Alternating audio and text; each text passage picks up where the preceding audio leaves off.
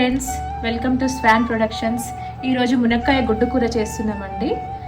ఒక కడాయి తీసుకొని 2 table spoon oil వేయాలండి. కొంచెం సాజీర వేయాలండి.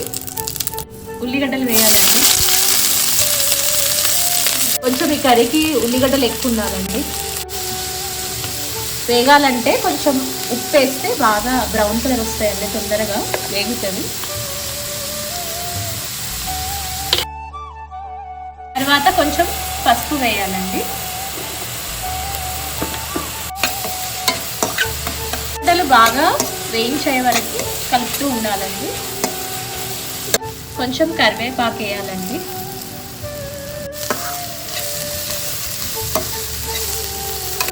ఇప్పుడు కొంచెం అల్లం పేస్ట్ వేసుకోవాలండి.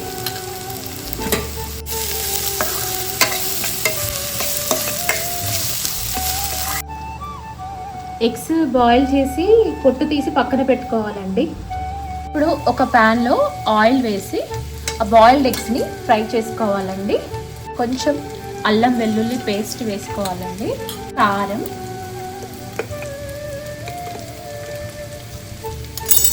కొంచెం ఉప్పు,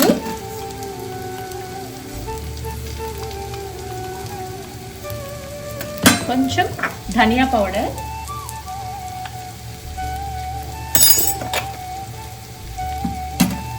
వేసుకొని కలియబెట్టాలండి. ఇలా ఫ్రై చేసుకోవాలండి. పక్కన ఎగ్స్ ఇలా బాగా రోస్ట్ కావాలండి.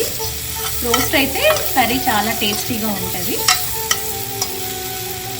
ఇలా వేయించుకున్న ఎగ్స్ ఇలా రెడీగా పెట్టుకోండి.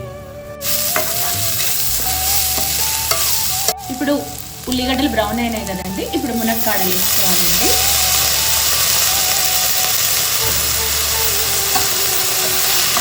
మునక్కాడలు కూడా బాగా ఫ్రై అయ్యాక కారము, ఉప్పు, ఆల్రెడీ ఉల్లిగడ్డలో వేసుకున్నాం కదండి, సాల్ట్ చూసి వేసుకోవాలి మనము. కారం, ఉప్పు, ధనియా పౌడర్ వేసేయాలండి. వేసాక బాగా కలుపుకోవాలండి.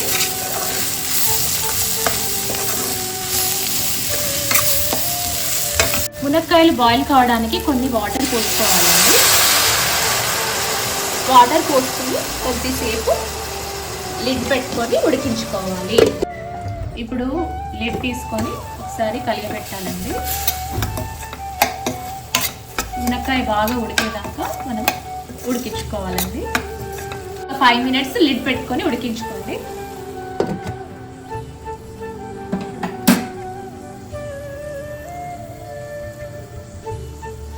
ఇలా కర్రీ మునక్కాయలు ఉడికాక కొన్ని పాలు పోసుకోవాలండి. పాలు పోస్తే ఈ కర్రీకి చాలా టేస్ట్ వస్తుందండి. పాలల్లో ఉడికిస్తే మునక్కాయలు చాలా టేస్టీగా ఉంటుందండి. కొంచెం పాలల్లో ఉడికించాలండి.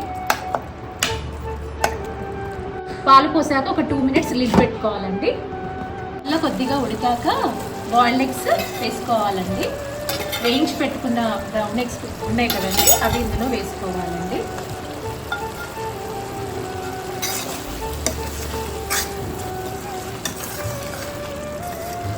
చివరగా కొత్తిమీర వేసుకోవాలండి.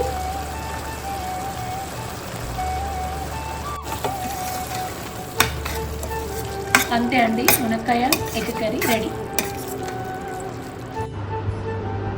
హాయ్ ఫ్రెండ్స్, ఈరోజు మీరు చూసిన రెసిపీ నా బెస్ట్ ఫ్రెండ్ చేసింది. తను చేసిన మునక్కాయ ఎగ్ కర్రీ నేను తిని ఎలా ఉందో మీకు చెప్తాను. స్మెల్ అయితే చాలా బాగా వస్తుంది. అండ్ ఎగ్ ఉన్నందుకు ఆల్వేస్ టెంప్టింగ్ అండి.